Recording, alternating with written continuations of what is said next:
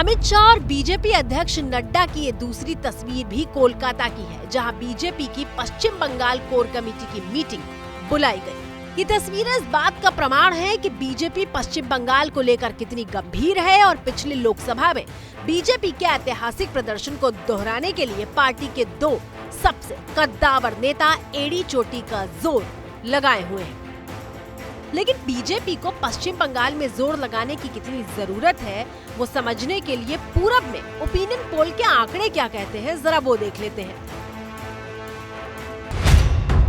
पूरब रीजन में लोकसभा की कुल 153 सीटें हैं। इन 153 सीटों में एनडीए गठबंधन को 80 से 90 सीटें मिल रही हैं, जबकि विपक्ष के गठबंधन को 50 से 60 सीटें मिलने का अनुमान है।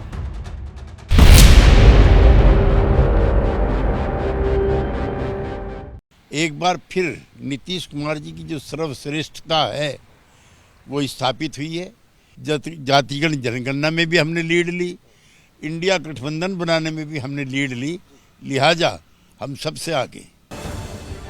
पर जेडीयू की आवाज में ये खनक इसलिए है क्योंकि बिहार में बीजेपी विपक्षी गठबंधन से पिछड़ती दिखाई दे रही है।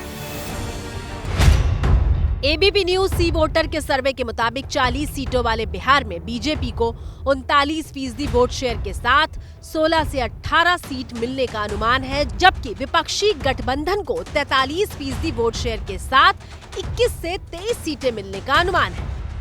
बिहार में बीजेपी जो नीतीश लालू एक साथ हैं और उसमें कांग्रेस और लेफ्ट, भले उनका वोट कम हो, लेफ्ट तो ऐसा है कि हर कॉन्स्टिट्यूंसी में उसका 5000 से लेकर 10,000 15,000 वोट है जो एड ऑन होता है। बीजेपी के साथ क्या है कि वहाँ जीतन राम मांझी, उपेंद्र कुशवाहा और साहनी, ये तीन हैं उनके साथ। अब ये 2019 में भी थे उनके साथ, ये 2015 में भी साथ थे।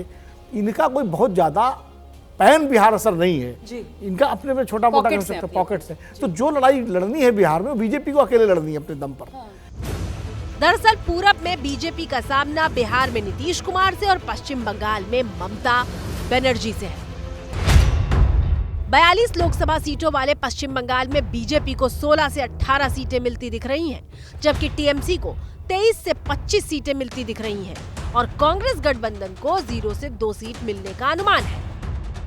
4 राज्यों को देखें जिसमें बंगाल, पश्चिम बंगाल, महाराष्ट्र, बिहार और कर्नाटक, ये वो राज्य हैं जहां बीजेपी का प्रदर्शन पिछली बार काफ़ी अच्छा रहा। अगर इन स्टेट्स में हलचल होती है, यानी बीजेपी की सीटें कम होती है, तो फिर उनको भरपाई करने में काफ़ी मशक्क़त करनी पड़ेगी।